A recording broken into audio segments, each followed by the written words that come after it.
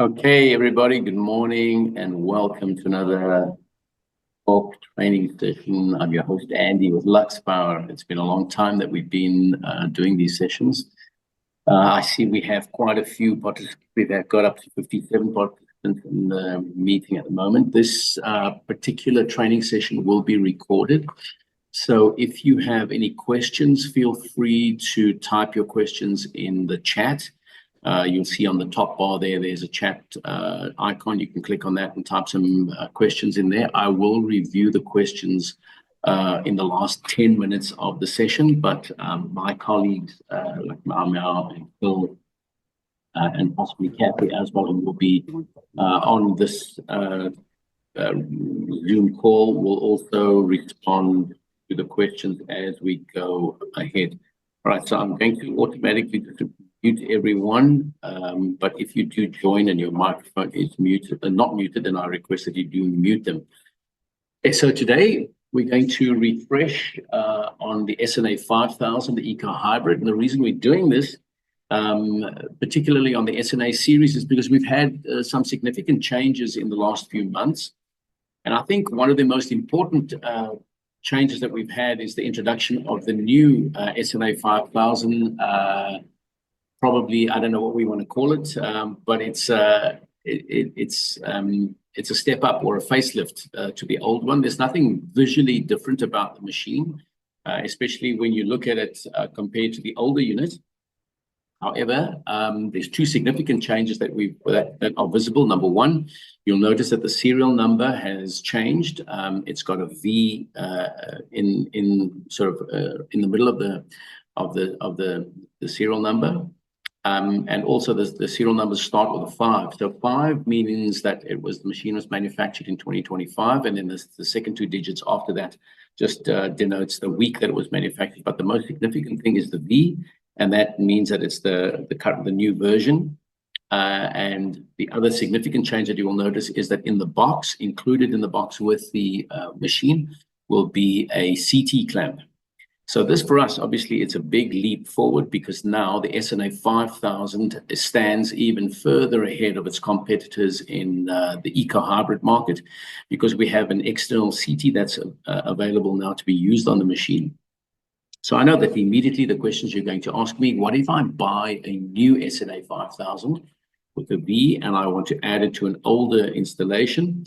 Then unfortunately, the smart load function, the AC couple function, those functions will not work, or the newer functions that we've added to the SNA, particularly with the CT, those functions will not work. So you can parallel it with older machines, but then it will revert to the standard of the old. But if you build an installation with the new SNA 5000, the V series with the CT, then you have the addition of having the machine with an external CT. So you can now, number one, you can control your export to go to the non-essential side without exporting to grid, which is a key feature. The other feature is that you can activate the smart load function. And the smart load function, we'll go through that in a second. And you can also use the AC coupling function, the feature. And then obviously the generator port still works as normal as it did with the previous machine. All right, so let's just have a look at the presentation, what content we're going to be going through. So a lot of you have been through these the training with the SNA, and so a lot of it will be new to most of you. I mean, it will not be new to most of you, but let's just recap. In any case, so now you must remember that with the SNA, we have the inclusion of the CT here, right? CT will go on your AC incoming line between the inverter and the grid. And this will allow you now that once you harvest PV, you'll be able to supply your load. This is the standard load here. You'll be able to supply the load standard. You'll also be able to supply the load going this way, which is a non-essential load, without exporting. If you've enabled or disabled export to grid, then the CT will prevent your power from going beyond this particular point here. And then remember, we spoke earlier we spoke earlier on about the smart load function, and that is particularly here. You now have an auxiliary output port, so you can, it's not particularly marked as an auxiliary output port, but it is still the generator port. So remember that the generator port now has three functions. It can be used as an input port for the generator. It can be used as an input port for an AC coupled inverter, meaning you could have another grid tied, a small grid tied inverter that's already existing on the site, and you can use that as an AC incoming feed. And that will then be used to charge the batteries. And then once the batteries are fully charged, the inverter has the ability to do frequency shifting, where it can either slow down the production of the AC coupled inverter or switch it off. And then the third function of this port here is that it can be used as an auxiliary output port, which is the smart load function. And for that particular case there, then you can have a load attached, like in this case. Now, just bear in mind that the inverter is still a 5 kilowatt inverter, right? So the load, so this particular load here, which is the EPS load and the auxiliary load, these two loads combined must equal or be less than or equal to 5 kilowatts. You cannot exceed 5 kilowatts on these two in an off-grid situation. In an on-grid situation, as you guys know, the inverter has a bypass current of 40 amps, so which equates to about, if my math serves me correctly, it's about at 230, it's about 9.2 kilowatts. Bypass current, in other words, the current that you can go from grid via the inverter to your this load, and this combined can be 9.6 kilowatts. But in off-grid mode, our limitations are 5 kilowatts here and there combined. And we're going to go through the AC coupling a little bit later. All right. So the multifunction of this inverter, as you can see, it's a high frequency pure sine wave inverter. Pure sine wave simply means when it's in off-grid mode, that the sine wave is a pure sine wave. All right. For those of you who are familiar with the sinusoidal wave, it's a pure sine wave. And we can set the output voltage of the inverter from 220 up to 240. So remember, you as an installer, when you do the settings on your inverter, you can set the output EPS voltage to 220 volts, 230 volts, or 240 volts. And what does that mean? It simply means that when the inverter goes into off-grid mode, that you can set the output voltage to 240. It doesn't mean that you can control the output voltage in the on-grid situation, because remember that our inverter, by law, with the NRS standard, we are required to mimic what the grid does. The grid voltage can run between 195 volts and 153 volts RMS. And in a case like that, we will copy the grid voltage, but we will also copy the grid frequency. In other words, we have to mimic the sine wave exactly. And only when the grid is cut or the inverter goes to off-grid mode, then the EPS voltage that you preset, 220, 230, 240, will be on the output port there as well as there. You can, if you have equipment on your installation, either here or here or here, that is voltage sensitive. In other words, you have a voltage limitation, then you can go to your, you can enable the NRS setting on your inverter, and it will then open up another block. I'll go through that with you in a little bit later. It'll open up another block of settings where you can set the grid voltage regulation. So you can, because the SNA now, the SNA 5000, the new one, the 6000 has it, the EcoBeast, the SNA 12 has it, and obviously our entire LXP range has it. We can enable this feature where we can control, or we can set the voltage regulation. So in other words, we can do under voltage regulation as well as frequency. And I'll do that with you in a second when we get to that point in the settings page. All right. But as you can see, it's rated for a 5 kilowatt inverter. It has 2 MPPTs. And our most recent software update, or the firmware update that we've done, it now, and I'm not sure if many of you are aware of this, but now the maximum PV that you can put in is 9.6 kilowatts, right? So that's 4.8 kilowatts per string. Now, remember, when this machine came out, it was first a 3 kilowatt MPPT, then we improved it to a 3.3. and then it went up to a 4 kilowatt MPPT input per string input, and it's now 9.6. However, I must point out to you that the voltage, the open circuit voltage and the maximum MPPT voltage, which is the voltage under load, hasn't changed. So it's still 400 volts open circuit and 385 volts DC in the closed circuit. Excuse me, and also our max current input is still 17 amps. These three criteria are the criteria that you always have to stick to. It's not, excuse me, changed this year because the development of solar panels are now such a case or scenario that you can have panels where the nominal voltage is still quite low, but the output is quite high.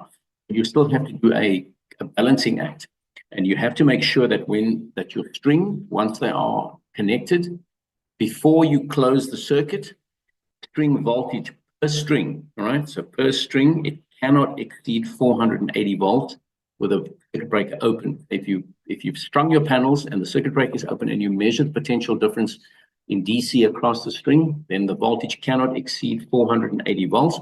And once the circuit breaker is closed, and because you must remember, with the circuit breaker open, your current is 0 and your voltage will be 480.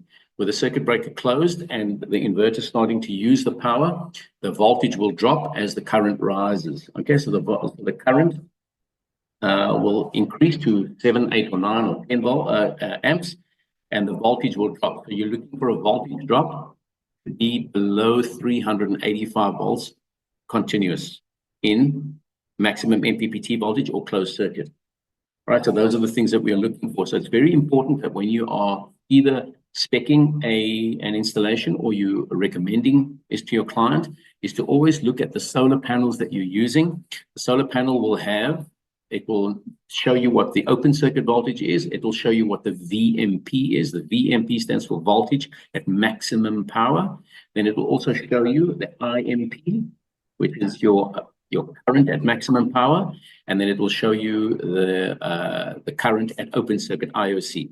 All right, so you need to look at those things on your panels and make sure that will tell you how to string the panels for your particular machine. Both the SNA 5000 and the 6000 have exactly the same size MPPT. So both the machines can take 9.6 kilowatts on the input. Now, a lot of you are also doing the bridging facility where you want to know, how can I bridge my solar panel? So the solar panels can be bridged in this format. Remember that our maximum current that we can input is 17 amps. You can actually build 2 strings on your roof, right? And remember that the strings cannot exceed the 480. Remember, we've got to stick with that criteria that I've told you about. So to save on cost, you can put 2 parallel strings on your, 2 series strings on your roof. Then you can parallel them on the roof, bring down 1 set of cables through your PV combiner, and then you can split them again once they go into the MPPT. So then you put in the negative. You only need to do 1 negative because we comment that on the inside, but you then split the positive across to the 2 MPPT inputs. And then on your setting, you're going to say that 2 strings on the same MPPT. Or I get the wording wrong, but we'll have a look at it on the settings. But we can have 2 panels, 2 strings on different MPPT, on 2 on the same. So in other words, we can string them, we can series, parallel, and bridge across on the inverter itself. Okay, let's have a look at the LCD ports. Right, so the bottom of the machine, many of you are familiar with this. Nothing has changed on here, even on the new machine. The only thing that has changed here is in this particular area here, we've changed the screen printing. It doesn't only say MPPT 485, it also says CT. So this is where the CT port is now for the new machine with the CT clamp. And remember, there are 2 things that you're going to see on the new SNA. Number 1, you'll see it on the serial number. It has a V in it, a V. Number 2, there will be a CT in the box. Number 3, here on the screen printing underneath, you will notice that it also says CT in this area here. So this is the interface section of the machine. I'll start from right to left. Here we have a 40 amp pop-out circuit breaker, and this circuit breaker runs on the neutral of incoming before it goes into the machine, right? So it's a 40 amp breaker, and if the incoming current exceeds 40 amps for a certain period of time, this fuse will pop out to protect the machine. Right here we have an earthing, a bonding point here, very important, guys. Earthing is critical, right? You cannot over earth anything. So I always say, earth the max out of your installation. Earth your panels to the rails. Earth the rails to an earth spike. I can't go into how to measure earthing in detail, but that's another lecture altogether. And then run your earth to a common start point, which is from your municipal supply. If you have one, if you don't have one, then you have the responsibility to create an earthing mat for your installation. And always earth the chassis, because this is obviously for consumer protection, right? So if you earth it here, this is your earthing point. Let's run the earth in through the, with your AC incoming and earth it on the machine. Or, earth it to the contact point, also run an earth from the chassis here. All right, so this is the power switch here. It's an on and off switch. It's basically just a 12 volt, it powers a 12 volt relay to engage, switch the relay on and off. So this is only a little on-off switch here, and this will switch the inverter on and off. Your generator, the input here, the grommet for the generator, but it's also for the smart load. So if your generator input will be in here, or the auxiliary output will come from here. This is your EPS out or AC out, AC in, quite self-explanatory. And then your PDA and PDB goes in here. This particular block here is the dry contact port. Okay? And we can discuss this in ad nauseum. I have two contacts here, and both the contacts are functional. The DEN contact here, the DEN contact works the generator only, and it works in an off-grid mode. So the dry contact here, you will have a common, a normally open, and a normally closed. And we can go through the logic a little bit later. And this explains to you how you can get your inverter to auto start a generator. And remember that it's only a relay. Okay, so it's just a switch that's inside this particular contact here. And all it does is it will switch. It'll either open be or normally open or normally closed, depending on the criteria that you've set in the settings page. And then the dry contact port here, the dry port works in an on-grid mode. So the grid must be on for this particular feature to work. And this feature can be used to switch an external relay. It's also a built-in relay that we have here, and it's based on battery voltage. So for instance, you could have, when the grid is on, you could have a circuit that you want to engage or disengage, like maybe a pumping circuit or a heating circuit that you want to engage or disengage. It will look at the battery, and when the battery gets to a certain level, it will engage the switch if you've enabled it. And then also when the battery gets to the float stage, then it will change the flag again and switch it either on or off. Here we have the Wi-Fi dongle.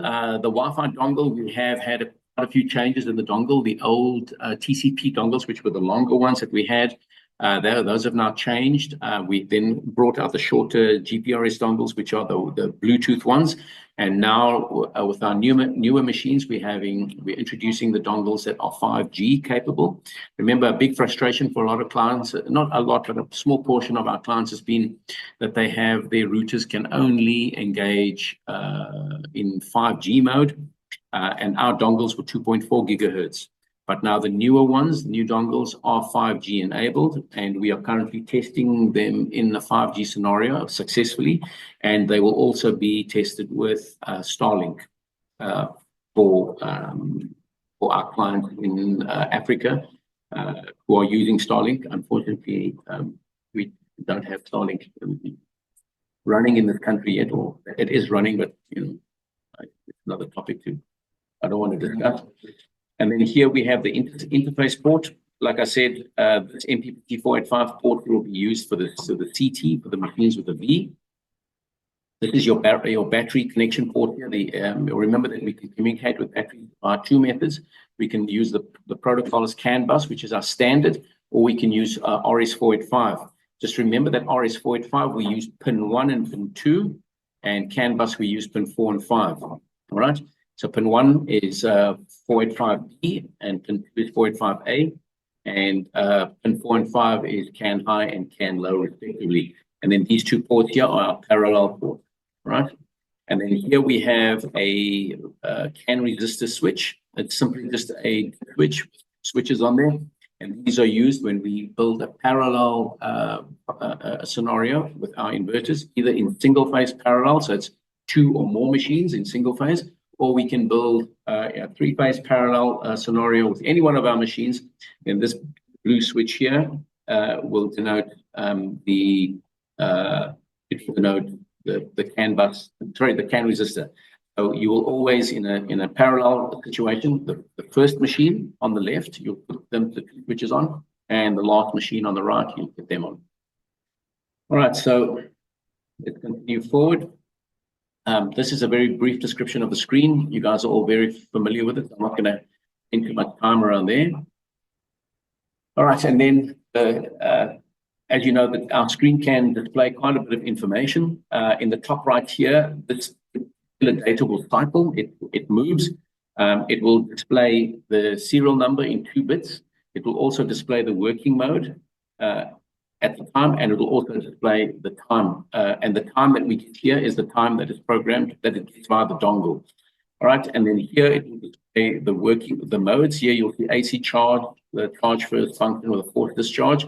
This will be displayed here, whenever one of those functions are working. This particular block here denotes the PV, and once again, it will cycle through the information. Particular block here will refer to the battery. The only time that the battery here will be illuminated is when it can actually read the battery. So, for instance, if you set your battery to lithium and you choose protocol 2, but it's a battery that's not on our list, and or it is on our list, but you've got the cable wrong, and you want to know why it's not working, always have a look at this block here. If it shows it's empty, in other words, it just shows the outline of the battery, and it shows 0 there, then it simply means that it cannot detect the battery under the protocol that you've set. You either got to set it to lithium to lead acid, which is basically voltage control, or you can set you've set the protocol incorrectly, or you've used the wrong cable, or you've plugged the cable into the wrong port, or it could be the dip switch settings on the battery. It could be a number of things, but if you don't come right, give us a call, we'll help you with it. Right, then underneath here, we have a set of 3 faces. One is the normal face, one is the one with the straight mouth is the warning face, and the false face. Guys, whenever you call in for tech support, always take a note of which face is showing, because the face will always be matched with a number in this block here. This block is a spanner in there. It's in the settings phase. In other words, this will be menu 8. But as you see it here, the spanner denotes that it's in the setting mode, and 8 is the setting function that it's looking at, and obviously that refers to something. But if the spanner is not there and you have a warning face or a fault face, then you will have a number in this block as well. So when you report your fault or your warning, or you look in the manual, then you always have to refer to, it's either going to be a W08 or an E08 or an F08, whatever the case may be. So this is very important to take note of. Educate your customers to look at these things and to make sure that they, when they're reporting to you, is to make sure that they've got that particular function correctly there. And sometimes you'll see that there's a CO in this block. CO, I just tell people it's a content, it's a working mode.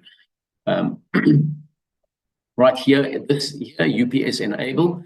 Enable or disable. So remember on the previous slide, I showed you there's the UPS switch. I don't think I went into in depth on it, but that switch, when you switch it on, it engages a relay, which will bus output power, and this will either tell us whether the UPS is enabled or disabled, and it will also show you what power is being put out in kilowatt hours. It will also show you the voltage, so it'll cycle through the information. It will show you the output voltage, the output frequency, and the output power in kilowatts. All right. And that's very easy to read here. And obviously just remember that with our AC coupling, not AC coupling, with our smart load where we have an auxiliary port, we cannot tell you the difference between the output power for auxiliary or smart load and EPS will be combined in here. We are working with our software engineers to change it on the app portal and on the web portal as well, to give us two separate readings, because we have two separate CT readings, because on the EPS we have a CT, an internal CT on the output, so we should be able to measure the power. So we're going to, on our display on the web portal and the app portal, we're going to separate those two, just like we can do it when we have AC coupling.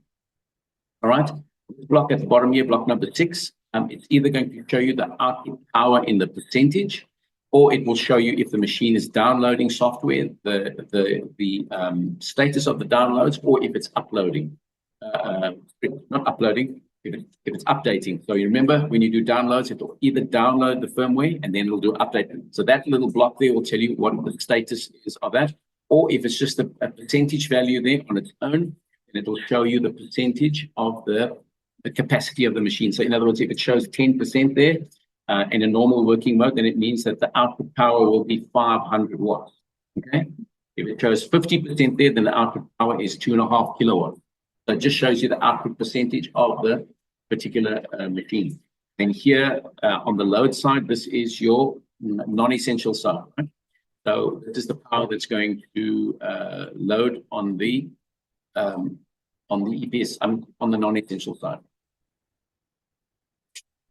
And so here's a typical schematic of your machine. So here we have the inverter. As you can see, it can take a generator input. And this will now also be generator input on the new machine. It will also be smart output, and it will also be AC coupling input. So you can have a little funny boy or something like that putting in power here. And the thing about that is on the web and app portal, it will actually show us that it has an AC supply coupled. And then here we have obviously your essential loads, which is, it can be any one of these. And your non-essential loads will feed off on the grid on this side here. And then it's obviously PV input and your battery. All right. So on the AC side, what we're saying here is that Luxpower recommends a 25 amp input breaker. But just remember that as an installer, you've got to remember that by putting a 25 amp input breaker, you are limiting yourself. If you put in a 25 amp breaker here, you're going to be limiting yourself the feed power of 25 amps. So what happens if the inverter is in bypass mode? In other words, when the load is stable and it's a high consumption time of day, you've got maybe the kitchen running full, the laundry running full, and your load is sitting at 8 or 9 kilowatts. You know, that's 40 amps. So you're either going to have a D-curve breaker here if you're going to go 25 amps, or you have to put in a 40 amp breaker. You can limit the output side here to 32 amps on the output breaker. So purely because, I remember right in the beginning when we first sold the SNAs, installers like to limit the breakers here because they didn't want customers to overload the inverter. But the problem is you're going to get a lot of nuisance tripping on the circuit breakers. Rather educate your client, where you can split the loads. Now, when I do or spec an installation, I would always put a 32 amp D-curve breaker here, and maybe a 32 or even a 40 amp breaker on the input, because it simply protects the machine, that it doesn't necessarily have nuisance tripping on the breakers when you have high consumption loads in bypass. You can obviously limit your breaker size here. On the battery side, you have to, if it's a single machine, you obviously have to limit it to 125 amps. I go with 125 amps because the maximum charging power of the machine, of the battery, of the inverter, will always be limited. The charge current that the battery demands via the BMS, and B, if it's in lead acid mode, for a single machine, you're never going to exceed 110 amps. Okay, especially when you have PV connected. 125 amps will suffice here. Some people go up to 150 amps. That's cool, but remember that the minimum cable size that you're going to use here for your battery is a 25 mil square, which will give you 120 amps, or 35 mil, which will give you slightly higher. I think it can go up to 140 amps. But that is obviously spec'd according to your design from your engineer. That's going to sign off the design, number one. And number two, you're going to be looking at the criteria of your batteries and also your installation. Some installations will have more than one battery. More than one battery, but also more than one inverter that is shared on a common bus bar. So always take into account how much current you're going to be running across the cables. Remember, voltage doesn't matter, it's the current, because current generates heat. So a higher resistance cable, a thicker gauge cable will have lower resistance, and obviously it will lower the temperature, the heat. And then on the PV side, we obviously suggesting here that you go with a 600 volt, 25 amp circuit breaker. I like to use circuit breakers and fuse holders and fuses, and obviously DC SPDs for both AC and DC is required. But here, anywhere from a formal up to 6 millimeter PV cable will work.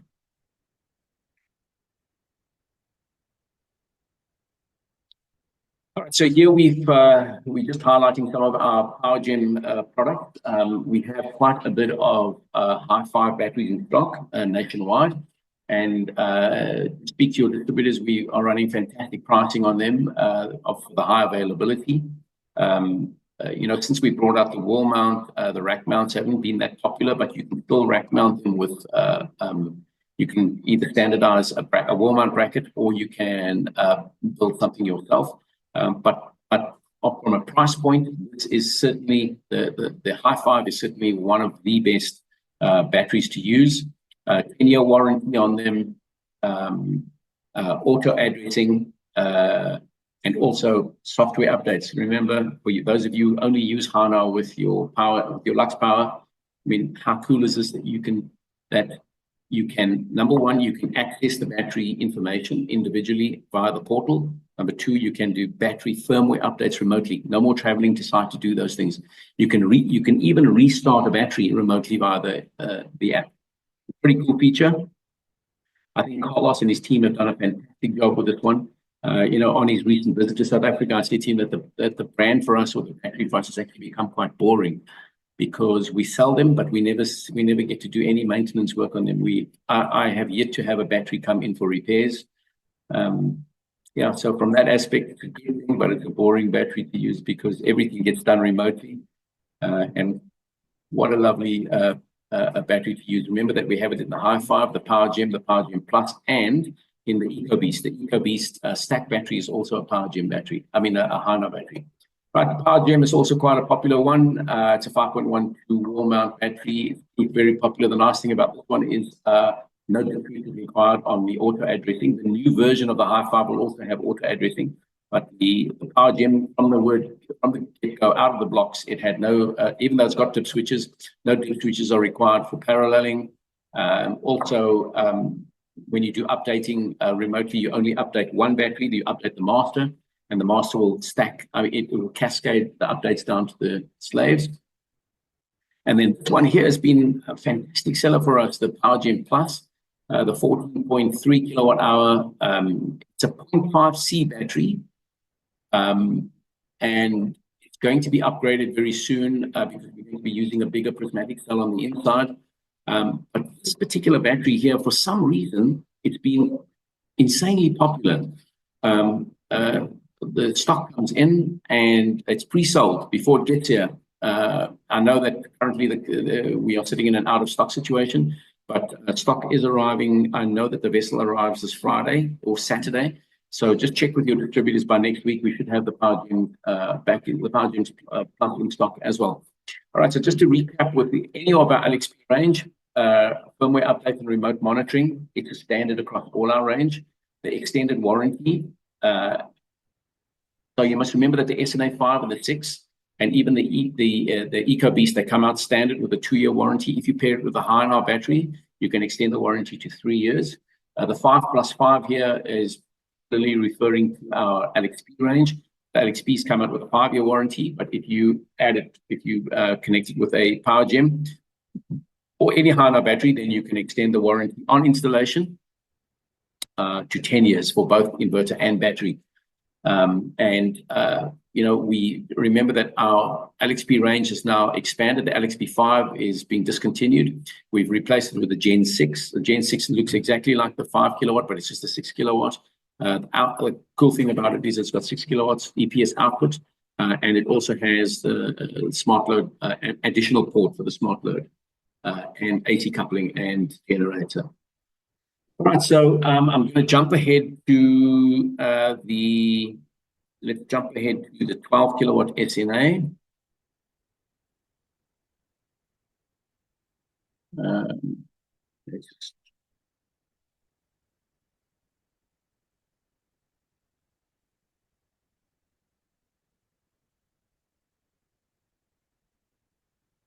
All right, can anybody just by a thumbs up, can you see my screen with the SNA 12 on there?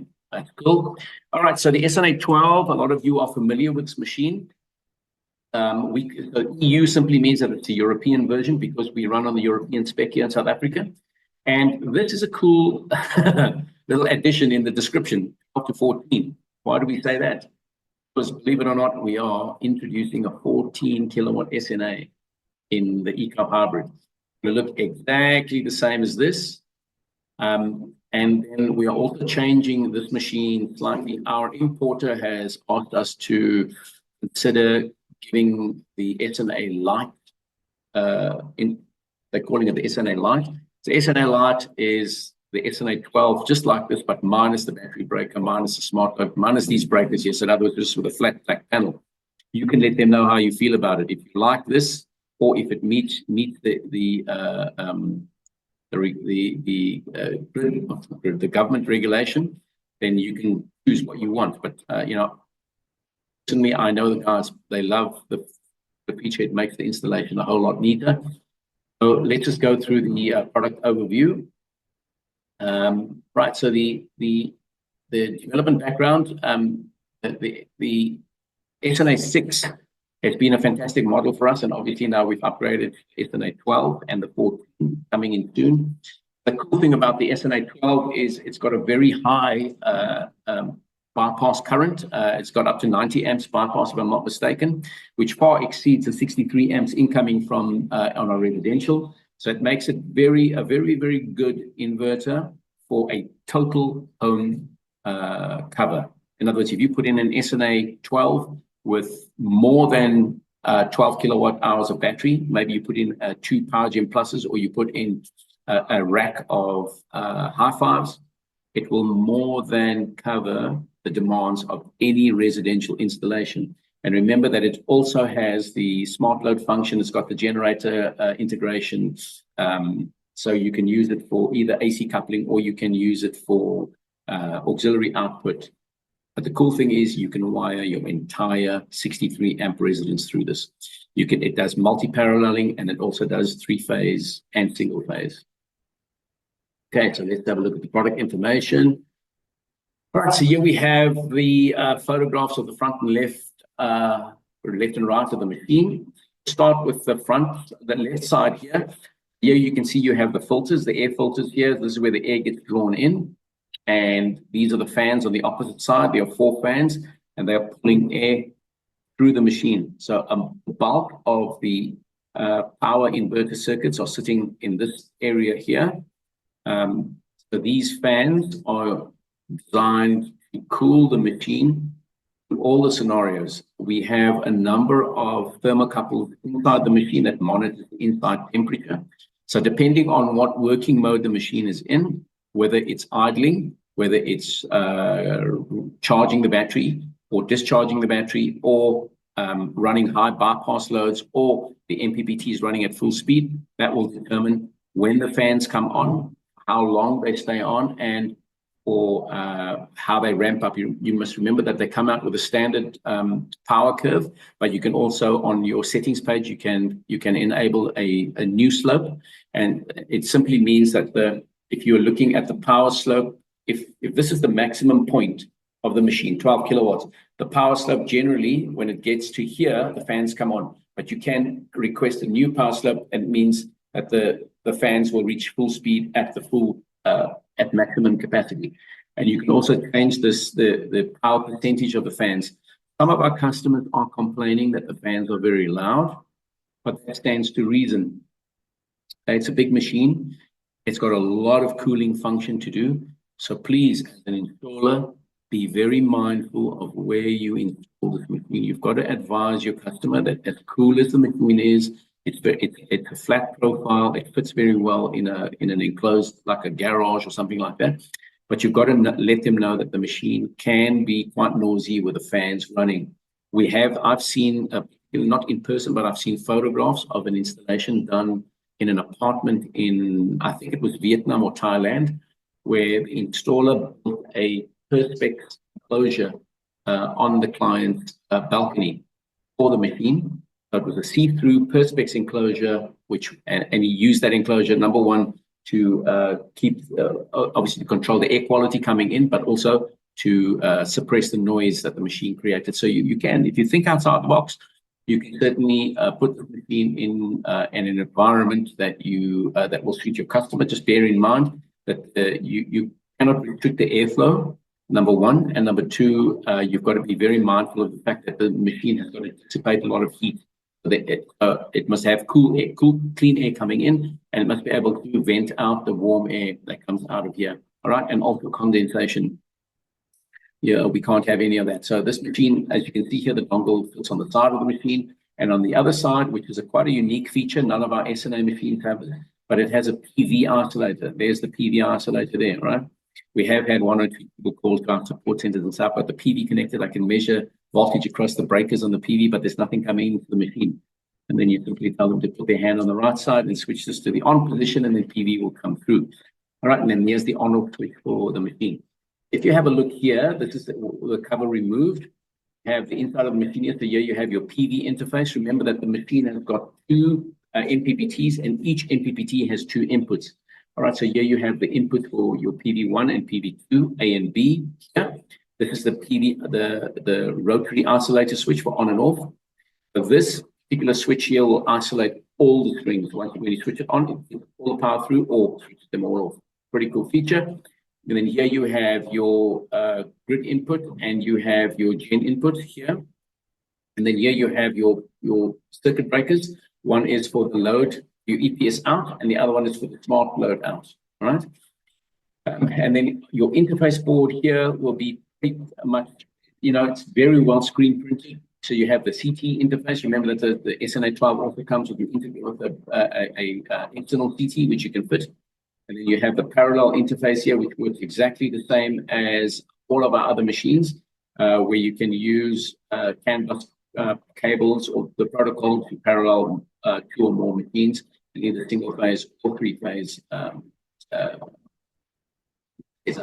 And then obviously you have your battery port here for CAN bus or RS-485 communication. And then just like all of our other machines, we have the dry contact port here, which can be used for remote gen start, and also to trigger any other loads, any other external relays or switches for switching auxiliary loads on and off in the on-grid situation. All right. And then here we have a battery interface, guys.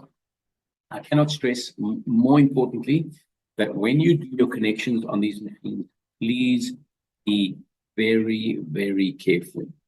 Here you have a solid block of, this is copper that's been plated, right? And we have the battery negative and the battery positive here. We have recommended to R&D to maybe put a divider in here somehow. But when you are connecting your battery, remember that you're working with a lot of current here. So please tell your installers to make sure, number one, that the battery the disconnect is pulled so that you have no power thing here. We recently had to repair an SNA 12 where the guys brought in battery cables here, and the arcing mark on this particular contact here, it looked like somebody had been stick welding. They obviously brought in a battery cable that was hot or live, and trust me, when you're bringing in 140 amps and you arc it here, it's going to do a lot of damage up in the top area of the machine, number one, but you're also going to be undertaking some very high current DC welding down here. It's very, very dangerous, and it will, DC high current has the ability, especially on a high current like that. It can blow a hole right through your finger or your hand. It can take off little digits as well. So please be very, very careful. You know, working with any power, any live power is lethal. So you guys have got to be very, very careful. Luxpower, from a warranty point of view, we do not cover any warranty. When we see machines come in with arc marks on the PV, on here or here, the warranty is void. That's what circuit breakers and fuse holders are for, is to make sure that when you are connecting up your machine, that the cabling that you're putting in, number one, it's completely without any current or voltage sitting on there, number one. Number two, please, DC cable, when you bare the cable and you put it in here, it's a good idea to ferrule the cable. You know, use ferruled cabling on here. Otherwise, you have DC strands. You know, the cables fray, and these strands are still, even a single strand can carry the full voltage, not full current, but full voltage. And you know, this is where you're going to get short circuit issues here. The same thing on your PV, bootless, bootless ferrules on them before you put them in here. It's, you know, it's standard practice to do things correctly. The same thing with your house wire. You're either going to terminate it properly, give it a good bend over before you put in, so that you get good power transfer across this. All right, so yeah, let's have a look at the global spec sheet for the SNA 12. 24 kilowatt input, right? So you've got 12 kilowatt per MPPT. It's got 2 MPPTs, and each MPPT's got 2 inputs, right? You've got the maximum input current is 35 amps per input. Now, we don't have panels, you know, 35 amps. But what it means is that using your math, like I explained to you earlier, you can string your panels in such a way that you meet the voltage criteria, but you can string panels in series and parallel them, and then bring them down. As long as your current is below the 35 amps, and the voltage per string as well has to be within max. So in other words, your voltage and current must be make sure that you bring it in under the 12 kilowatts per input. The maximum charging current of this machine is 12 kilowatts. Now, guys, always remember that when you do an installation and you are commissioning the machine and you've enabled either the AC charge, even if you haven't enabled the AC charge and you're looking at the PV charging, remember that if you don't throttle down the PV charging, the maximum charge current of this machine is 250 amps. If your battery can't handle that, or if you want to throttle it back, turn down because on the settings page, you will have system charge and you will have AC charge. System charge is for PV and AC, right? That's the higher of the two. And obviously AC charge will limit just the AC charge current. Okay, so your maximum grid input power is 24 kilowatt. That's the bypass. So if you look at that, so it's 24 divided by, let's work on 230. That's 104 amps bypass. 104 amps through this machine. It's pretty cool. And that's why we have those cooling fans on there. Those fans will run under that cool, you know, when you're running such high bypass current. Here they've got it limited to 100 amps, but my math shows me 104. Obviously, I've just been working on 230 amps. I mean, 230 volts. The rated load power is 12 kilowatts, and that obviously we are talking about the output on EPS. In other words, with no grid. So when we say rated load power, we're not talking about bypass. We are talking about the rated power with battery and PV only. All right, so it's rated at 12 kilowatts, and it can do the 14 kilowatt can obviously do 14 kilowatts. Then the overload protection, it can do 5 seconds at 150% of the load. So in other words, 18 kilowatts for 5 seconds and 10 seconds at 110% or 150%. So in other words, you can go to 14 kilowatts easily with the 12 one for 10 seconds. And that's the reason why we have that overload protection, is so that you might have inductive loads that need to start up. So those typically have high startup currents. And so that is to accommodate for any of that. All right, number of machines that you can parallel 16. Supports half-wave load, yes. And this is quite an interesting thing here, and this is a topic that we're going to have to do on its own. What is half-wave? Half-wave, I've seen it typically in America. You have some appliances that when they're running in certain modes, they will run at half-wave. In other words, they only use half of the sine wave.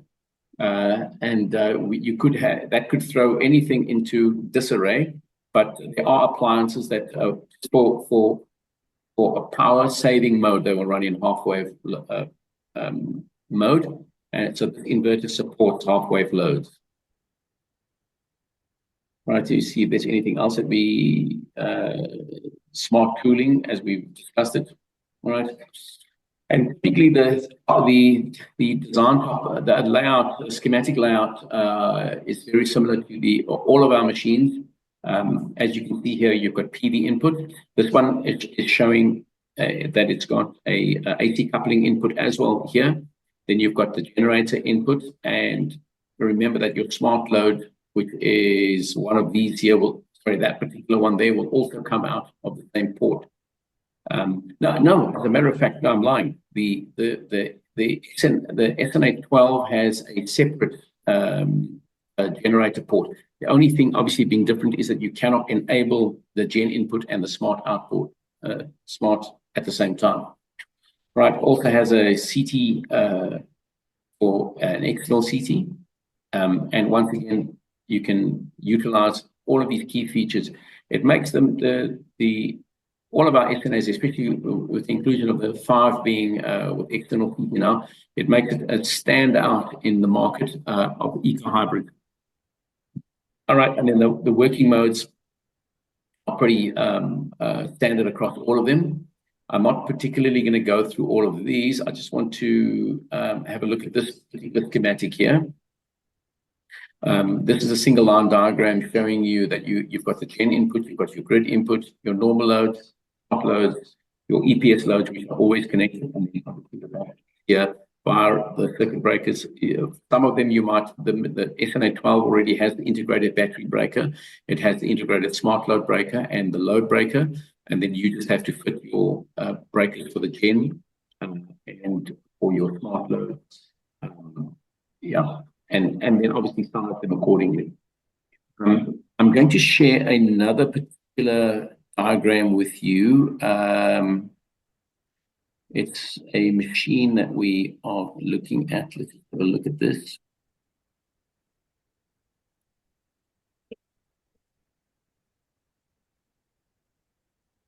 Okay, so can you guys, are you still seeing, which screen are you seeing at the moment? Are you still seeing the 12 kilowatt? Or are you seeing the Gaia, the Geta, sorry?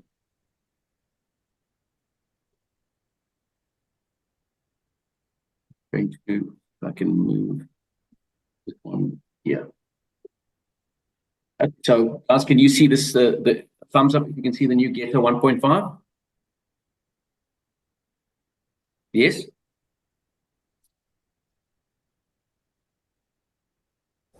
Yes, I can see it. 1.5. Okay, you can see it. Okay, cool. All right, so those of you who attended our trade show in April in Johannesburg, you would have seen this machine there.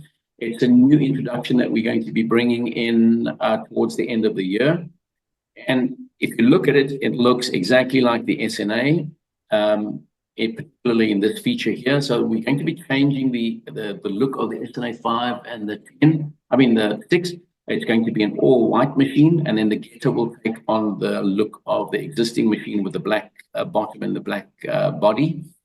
And here, this is a single-phase, totally off-grid machine. So in other words, we are targeting a sector of the market from a price point where the SNA is just a little bit too high of a reach for them.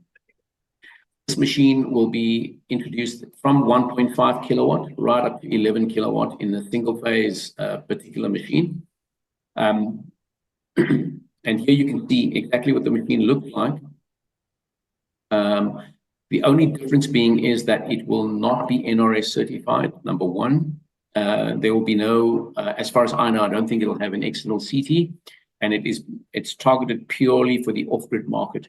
The 1.5 kilowatts. Let me just have a look and see if we've got a spec sheet here. So here you can see the 1.5 kilowatt, have a 2 kilowatt PV input, and the battery power will be 12 volts. 12 volts, a 12-volt battery, which we will be introducing in the high-hour range. Then the 2.5 and the 3.6 will run on a 24-volt battery. And then from the 5.8 right up to the 11 will run on a 48-volt battery. I think that this particular model will do very well in South Africa, especially in this range here, in the 1.5 to the 3.6 range. Because now you're going to be introducing an off-grid machine with, let's have a look and see. It doesn't say whether it's got dual outputs, EQ function. I want to see if it has remote monitoring. We will have to confirm whether it has the. I remember the models that we saw at the show did definitely have a dongle with them. So it will be remote monitoring and maintenance, but it'll basically be an SNA in an off-grid standard with limited functionality. So these are pretty cool features that are, I mean, some things that we can look forward to. And we are also, like I said, the 14 kilowatt SNA will be arriving soon as well. All right, guys. So that brings me to the end of my presentation. I'm going to go to the chats now quickly and see if okay. So if there are any questions that we have got here. Good morning. Please mute yourself, right? So here's a common question. So somebody just said here, I know we've got 3 minutes left. SNA 5000 intermittently cooked with the Conlog prepaid meter, how to set up. Conlog, I can tell you, is a problematic meter for us. As a matter of fact, it's a problematic meter for everybody. It's very sensitive to tripping on leak current. So what you can do there is you disable the hybrid function, and you can also set the PT offset to a negative value, and that should help. Okay, where can we retrieve the recording for later on? Our marketing department will publish this on YouTube, I believe. And I think Mao, who is in attendance in this meeting at the moment, she will also provide the link on all of the chat groups.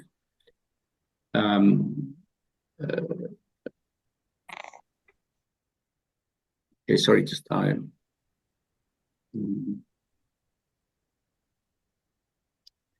Going through the chat, Siren, I'll upload the recording. That'll be a good idea.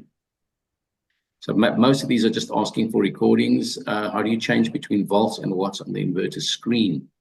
So some of the new updates that we had, remember previously the SNA used to cycle through the information. And I noticed that some of the feedback that we've got from guys is that with the newer update, a version of the update, the machine is not cycling through the information anymore. So if that's what you're referring to, then I'll check R&D about it and ask them if they can get that cycling feature back in again. The PowerGen Plus is so popular because it's cost effective. Okay, cannot see Andy's mouse pointer. Yeah. Sorry about that. Recommended input and output thickness, wire thickness for the inverter. Okay, you must remember that your AC wire gauge is determined by the NRS standard. So if you're using a braided wire or if you're using a solid wire, it depends on how much current you're carrying. So it ranges anywhere from a 4 millimeter right up to 10 millimeter. But that you have to refer to the table. So it all depends on if you're using braided or solid wire, depends on which one you're using. The table will tell you what to do. You can't see my mouse movement. Sorry about that.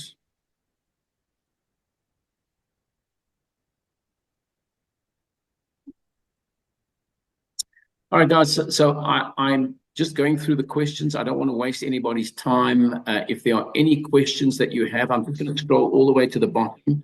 Can we cover the question, what is the MagSafe series assembly on the 5 kilowatt panels? Okay, so remember we spoke about that right in the beginning. So you cannot exceed the 9.6 kilowatts. In total, you cannot exceed 4.8 kilowatts per string. And remember that is for the new firmware update. So most importantly, always look at the never exceeds. Never exceed 17 amps on your maximum current. Never exceed 480 volts per string in open circuit, never exceed 385 volts in closed circuit, and never exceed 4.8 kilowatts either way. So you always have to revert to the lowest of the two, of any of the three, right? Those are your limiting factors. Can the refresh button on the Luxpower app be created bigger on mobile because people would that's funny. People with bigger fingers. All right. That's something for our we are so limited to space on our app. It's a small screen. Space availability is at a premium there. We have lots of requests for lots of things. So I don't know, maybe just use a different finger instead of using your pointer, use your pinky finger or something like that. But can we cover the question of what is the Safe series? Okay, we spoke about that. Functional difference between the SNA 5 and the SNA 6. The new SNA 5 and the SNA 6 are exactly the same. So an SNA 5000 with starting with a 5 and having a V in the serial number is exactly the same functionality as the SNA 6000. Can you parallel them, an SNA 5 and a 6? No. Can you parallel a new SNA 5 with an old SNA 5? Yes. Can you parallel an SNA 5 new with an EcoBeast? No. We get all these crazy questions. So functionality on the new SNA 5 with the V, same as the 6. It's probably, it just gets better and better.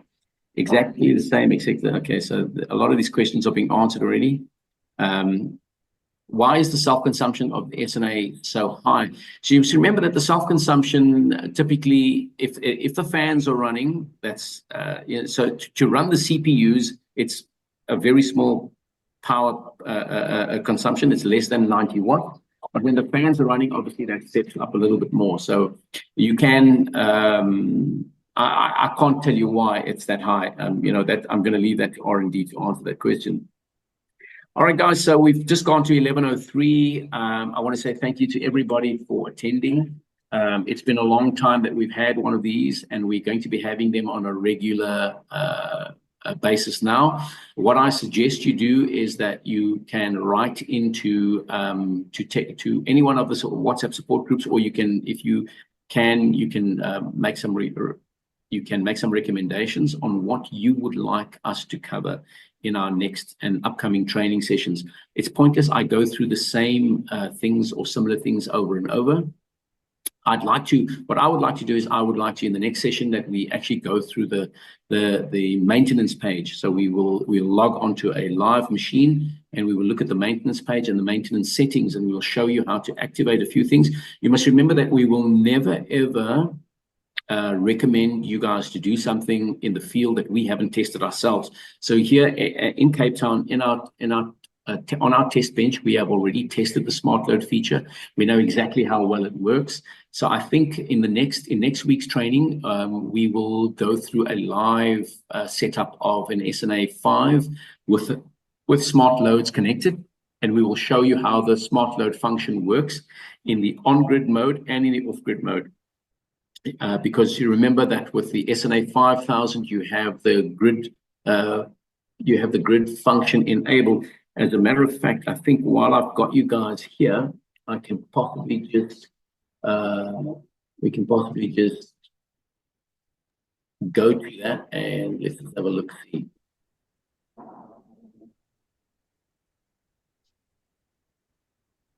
Let's just see if I can